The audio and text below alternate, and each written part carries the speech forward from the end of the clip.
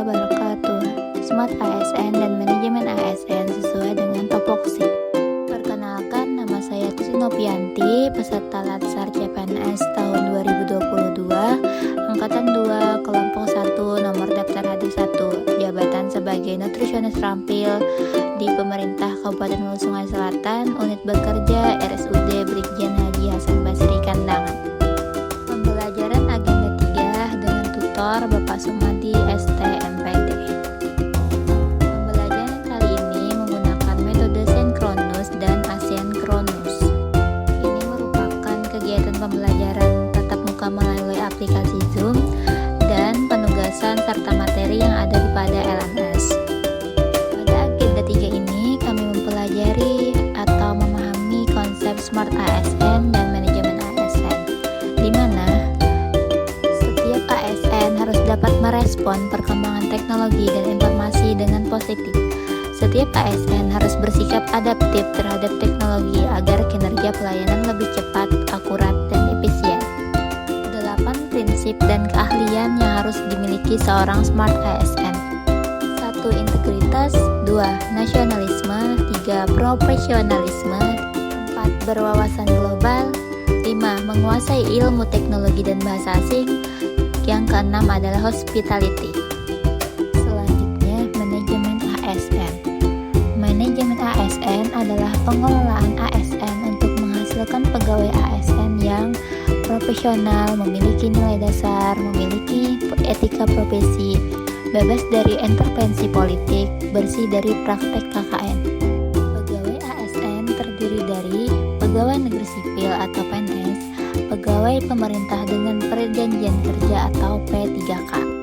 Fungsi pegawai ASN yang pertama, pelaksana kebijakan publik, kedua, pelayan publik, ketiga, perekat dan pemersatu bangsa.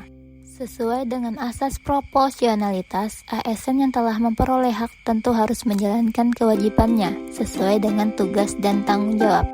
Sebagai profesi, ASN bekerja dengan berlandaskan pada kode etik dan kode perilaku. Kode etik dan kode perilaku ASN yang diatur dalam Undang-Undang ASN menjadi acuan bagi para ASN dalam menyelenggarakan birokrasi pemerintahan yang bertujuan untuk menjaga martabat dan kehormatan ASN. Saya adalah seorang nutrisionis terampil. Nutrisionis terampil adalah jabatan fungsional nutrisionis keterampilan yang pelaksanaan tugasnya meliputi kegiatan teknik operasional yang berkaitan dengan penerapan prinsip, konsep, dan metode operasional kegiatan di bidang pelayanan gizi, makanan, dan dietetik. Berikut ada 19 topoksi sebagai seorang nutrisionis, di mana diantaranya adalah menganalisis data gizi, makanan, dietetik, dan penunjangnya secara deskriptif dalam rangka menyusun rencana bulanan, triwulan, tahunan, dan 5 tahun. Analisis data secara deskriptif dalam rangka menyusun pedoman gizi, makanan, dan dietetik.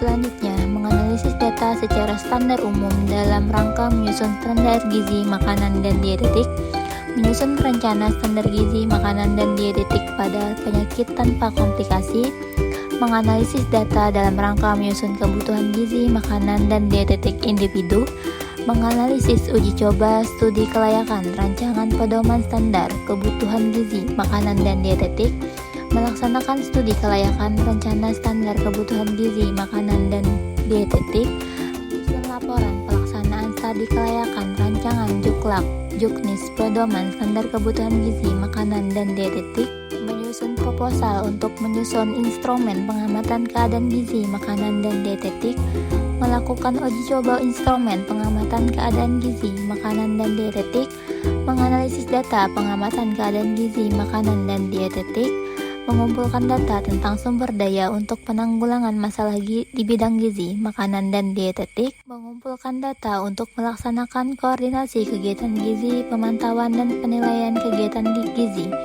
melakukan pelatihan bagi pengelola institusi pelayanan di bidang gizi, makanan, dan dietetik, dan yang terakhir, melakukan inventarisasi fisik bahan, materi, pangan, peralatan, dan sarana prasarana pelayanan gizi setiap triwulan. Berikut berikut adalah perwujudan Smart ASN sebagai nutrisionis. Yang pertama, meningkatkan kompetensi di bidang gizi dengan mengikuti seminar atau pelatihan. Kedua, penggunaan media digital dalam pelaksanaan gizi. Dan yang terakhir, mengikuti apel pagi sesuai jadwal dan briefing sebelum memulai pekerjaan.